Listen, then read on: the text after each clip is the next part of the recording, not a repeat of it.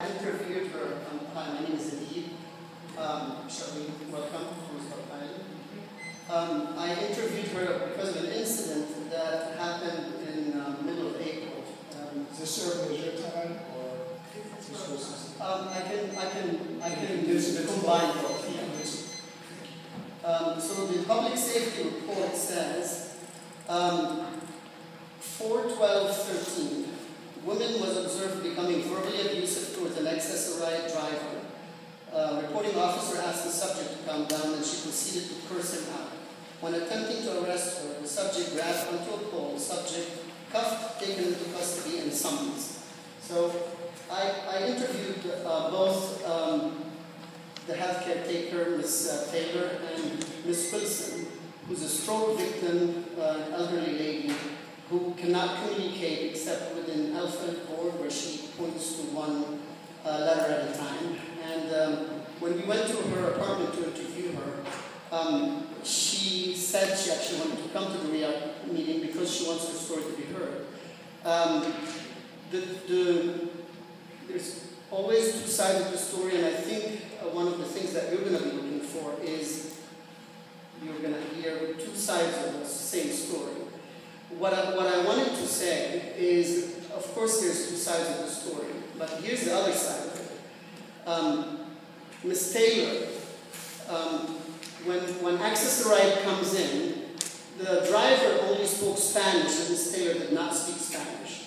And in order to make sure that her patient, who's on a wheelchair and cannot communicate, is going to the right place, she kept insisting and not understanding Spanish. Now, when the officer interfered, within 60 seconds, it escalated to an arrest.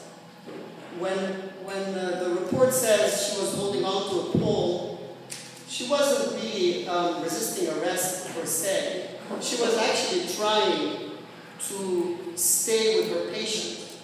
She cannot leave an elderly lady on the sidewalk that she can't move. And a driver there, eventually, actually, when she was arrested and taken away by 4 public safety officers, the patient, Ms. Wilson, was so scared. In the interview, she was crying. Most of the interview, she was crying. First word she pointed to was scared. And the truth is, if the public safety officer's purpose was to help, it ended up with an arrest and leaving the patient on the street by herself for 10 minutes before the driver decided to take her. She could not say yes or no. She was shaking, as she described. But she ended up in the van. The driver didn't understand anything, just put her. Luckily, he was the right driver, and she ended up going to the right place. However, she was left there alone and did not know how she's going to get back. Eventually, it all worked out. But the fact is, if public safety was there to help, that situation actually escalated to unbelievable that an older lady is left on the sidewalk. Ms. Wilson, who was in the holding cell, saw Keith Garrett and told him, "You know me from the community. I've been here for a long time. You know my patient." He interrupted her and he said, "I have to listen to my officers." That was his response. I don't know, but if I was Keith Garrett, I would say, first question would be, is your patient still sitting on the sidewalk by herself? In my case, I am now taking my story. I was arrested for taking pictures. I was zeroed in by the officer at the time because I was taking a picture of them kicking the kids off the baseball field. I told the officer that my son is a minor and my wife is not on the island, and he told me that I brought that on myself. Now, Keith Guerra had said that he's going to do an investigation. I was never asked any questions. Eventually, found out from one of the politicians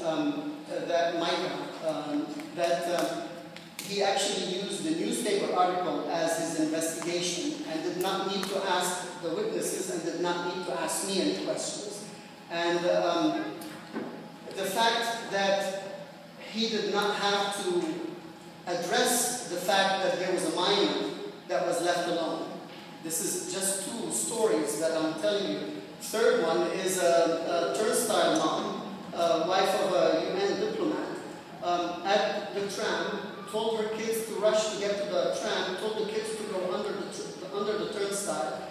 She ended up being arrested, taken away from her kids, 4 years old, 6-year-old, and a stroller baby.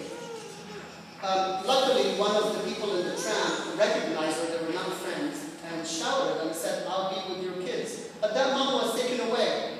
Keith Guerra, again, did not address that issue. There are sides of the stories. You can say, well, maybe she was to be blamed, maybe the officers was a little bit too rough. But the fact that if I was Keith Guerra, I would make sure that my officers would never leave minors, infants, and elderly unattended. And I think that is a sign of, as a manager, a bad job. And I think no matter what side of the story you take, he is a bad manager. And I think the public safety is suffering under his organization. Thank you very much. Just want to say thank you for that. We have some 20 some odd speakers, and if we could be concise, I'm sure that everyone on the list would appreciate it, so we can hear from everyone. Next, we'll hear from Mike Diamond.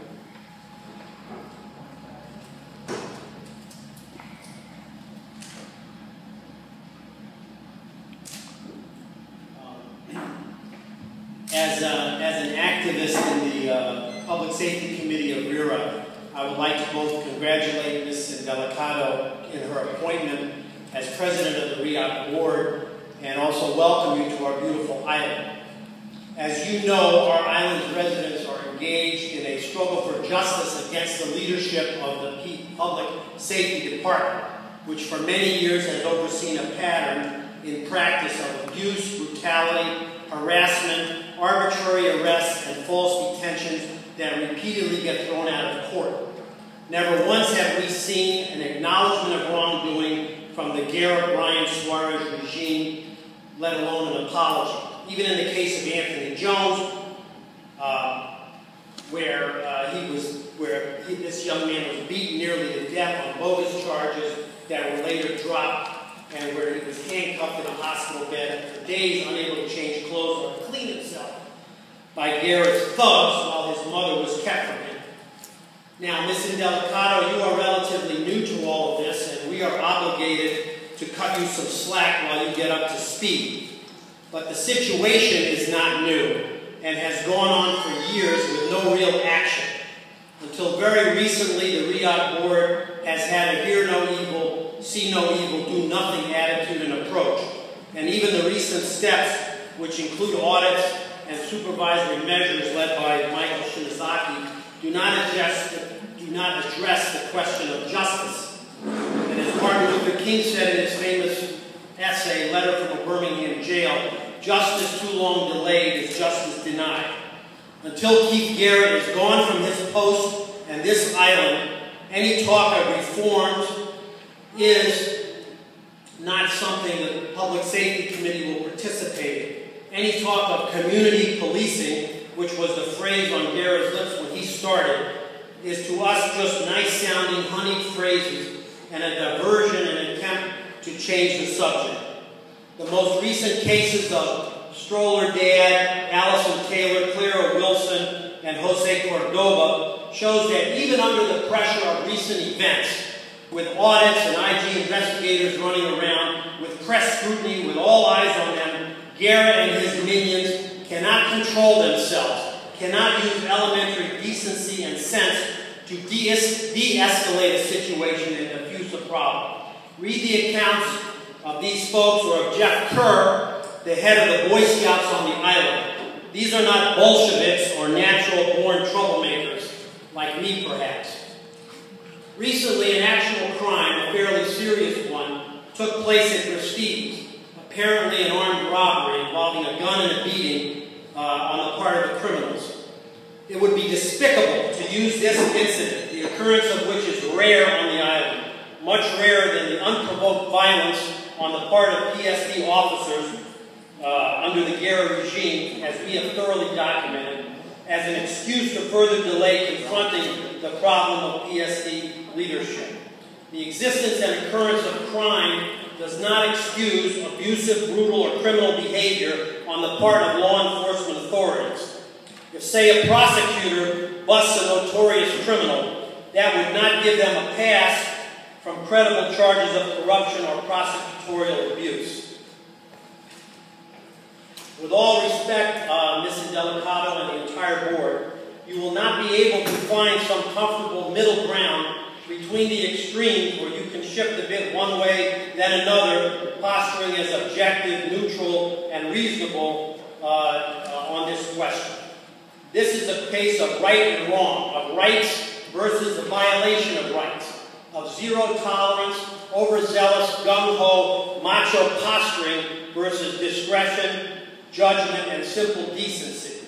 With a new leadership in RIOC, there is now an opportunity to finally do the right thing, to finally set in motion a new dynamic on the ground that can move everything forward and bring genuine authority based on respect, not contempt bred from fear, and credibility to the public safety department, with new, humane, proportionate policies when the Guerra period will be just a bad and fading memory. We will not be going away. We are going to continue this fight, and we hope it's not our preferred option, but that we hope that this question can be resolved quickly and that we can move forward. But if there continues to be lack of action, then we will be then we will continue our action campaign. Please don't take this as a threat. It's not that. It's just a political imperative. We are prepared to gear up our campaign of education, peaceful, legal action, and we hope that our just grievances will be redressed by RIOC finally. Justice must be done. Guerra must be gone.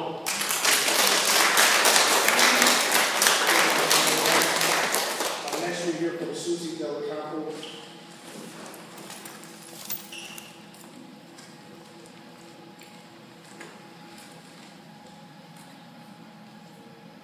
Good afternoon. I'm a mother, and I'm here to speak in behalf of the minorities of this island that are young teenagers, Hispanics, persons with disabilities, and mostly the UN people, the diplomats that live here, and also children. When I got here, they told me in public safety, you don't have to worry about it. If you need help during the night, you can call us, we can escort you from the subway tram to your building. We love that. We come from Mexico. My husband and me are diplomats. My husband works here for the Mexican consulate. And we love that idea. We felt comfortable.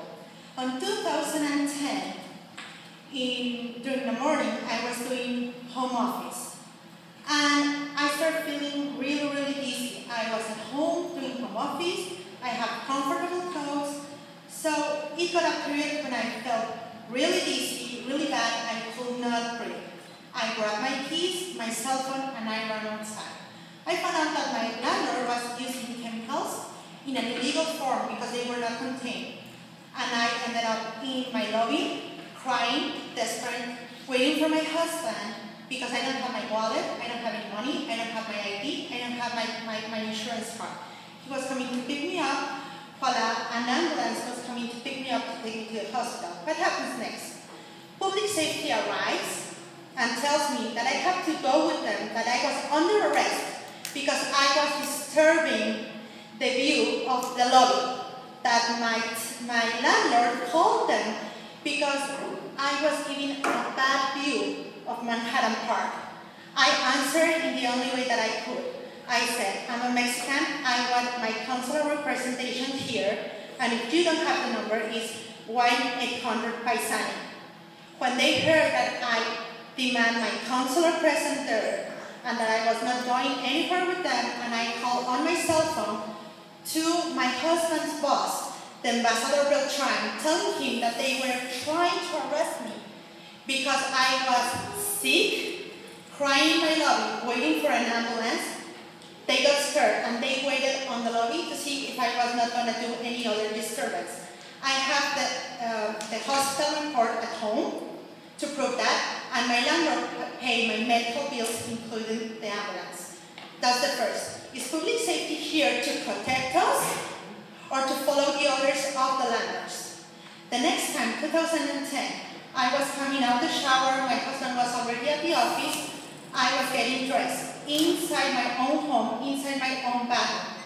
I heard a noise. I turned around and I saw two men underneath the door of my bedroom. I shouted and I threw to them the first thing that I had, my moisturizer. I was putting my underwear and I run behind them and they left. I called public safety and explained the situation, and when they arrived, they told me, we're sorry, we just spoke to your landlord and he told us that these are subcontractors of his and that they were sent to the wrong apartment. And I was like, I don't care what he says, you should arrest them. I was home, my landlord is not entitled to come inside my apartment whenever he wants, and you have to protect me. You don't have to protect my landlord. Again, Manhattan Park. What happened? Nothing. I called 911. They arrived. What happened? They told me, we're sorry, we don't see the perpetrators here, and we don't have a carte blanche from your landlord to look for them in their premises, so we cannot make an arrest. Again, public safety obeyed the other orders from the landlord instead of protecting the public. Another time, we were listening to the TV really, really high. A drama in the middle of the night. Then public safety comes saying that we have to turn off the TV down. We said, okay, and when they saw my husband's accent, they said, we have to come in to inspect your home. We were like, no, you're not coming in. They pushed the door, they let themselves in, and then they demand for our papers. Make sure that we were not illegal immigrants. We were not. We're diplomats here, and we have the documents to prove it. We showed them. I was really angry, and to avoid any arrest, like the ones we have known because of the paper and because we have talked to the victims when I crossed with them in the street, I was sent by my husband to the balcony to avoid my arrest. We showed them our passports, we showed them our visa, and we showed them our card saying that we have immunity here in the United States, provided by the United States Department of State. They wrote every single detail of our papers down, and they left. That's illegal. They cannot even come inside their home if they don't have an order, a court order indicating that. 2 months ago, on March, I heard a fight on a Saturday afternoon. And it was really strange. I opened my door and I saw my neighbor trying to hit my female neighbor on the corner of her door. I just opened a little bit the door, I got scared, I called 911, and I informed my lobby. What happened next? The NYPD comes, tries to settle the situation. I was inside, real scared with my child inside our bedroom, everything closed, we were by ourselves. And public safety comes. When I heard one of the managers of Manhattan Park by the door, by my door, I opened a little bit the door and said, what's going on? And she said, everything's calm, go inside, everything's okay.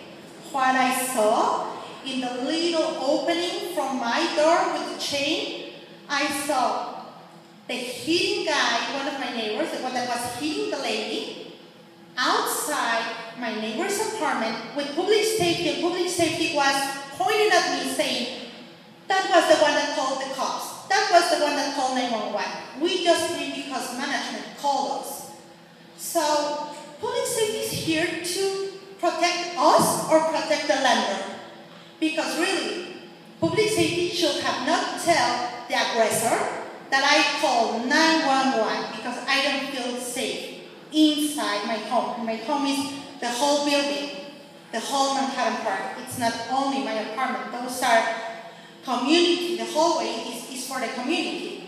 So what's going on here? Then my husband goes to public safety when he hears that to ask, why did you tell the aggressor that my wife called 911?